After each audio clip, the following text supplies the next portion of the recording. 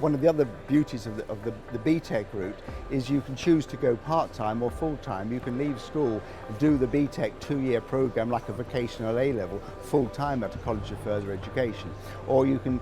get an apprenticeship or taken on by a company as a trainee or an apprentice, and they will then send you back to college 1 day a week on a day release part-time, which is a great option because you've got the beauty of working for a company, getting proper industrial experience 4 days a week, and then coming to college 1 day a week, which is often very, very attractive to people who might not be incredibly academic or haven't really enjoyed school. The fact that they're now working, they're earning money, but they're still pursuing their qualifications in their career. So the part-time option was great, and a lot of the people that I know, have known over the years that have done really, really well, have come through that part-time day release route.